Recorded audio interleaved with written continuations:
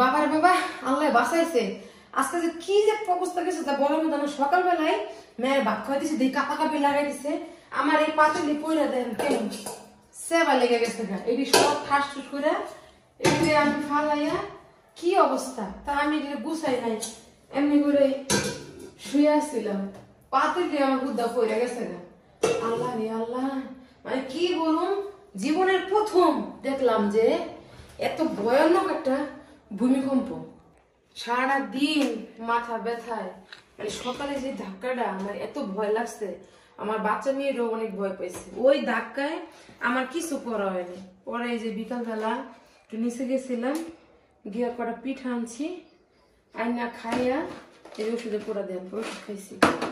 এখন আল্লাহর রহমতে একটু ভালো লাগতেছে।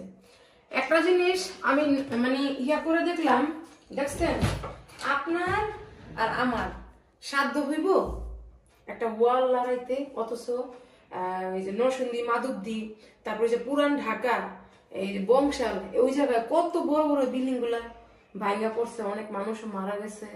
আবার শুনলাম কিছু গার্মেন্টস শ্রমিক আছে, ওরা নাকি মানে আতঙ্কে কে আগে কে বাইরেবো এমন করে যাইতে যাইতে অসুস্থ হইয়া পড়ছে, আহত হয়েছে, এখন হসপিটালে ভর্তি। মানে এটাতে আমরা কি শিখলাম? আমরা শিখলাম সর্বশক্তিমান মহান আল্লাহ তাআলা। আসলে কি বলবো, আমার মাথা পুরো ঘুরে গেছে। আমি সারা দিন এমনিতে আমার শরীরটা জ্বর ঠান্ডা, মানে এই ঘটনা দেখা আমি খুব মানে একটা মনের ভিতরে একটা ভয় ঢুকে গেছে। দেখেন আমরা সবাই জানি সবার একদিন মরতে হইব, এটা কিন্তু চিরন্তন সত্য।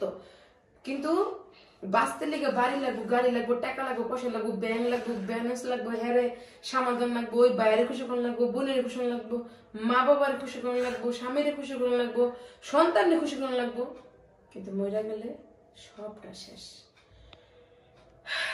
এটা মানে এই ভূমিকম্পটা আইসা আমি মনে করি একটা মানে একটা লাইনে ভালো হয়েছে। এই জন্য ভালো হয়েছে, মানুষ যে পরিমাণে এই যে অনলাইন অফলাইন যেভাবে ব্যস্ত হইয়া পড়ছে, এই ভূমিকম্প কাণ্ডটা হওয়াতে মনে হলে একটু ভয়টা মানে কাজ করছে, যাই হ্যাঁ আমি যে কোনো সময় চলে যেতে পারি। আমি পুরোপুরি ভাবছি যখন আমি মেয়ের ভাত খাওয়াই, আমি পুরোপুরি ভাবছি মনে হয়তো আমার হায়াত আজকে এই জায়গায় শেষ, আমি মনে শেষ হয়ে গেলাম। তো কি বলবো, আমি মানে আজকে আমার অবস্থা খুবই খারাপ গেছে। আপনাদের এখানে কার কার ভূমিকম্প হয়েছে অবশ্যই কমেন্টে জানাবেন। আর হ্যাঁ, আল্লাহ আমাদেরকে সবাইকে মাফ করুক, সাথে সাথে সবাইকে জানমালের হেফাজত করুক। আসসালামু আলাইকুম।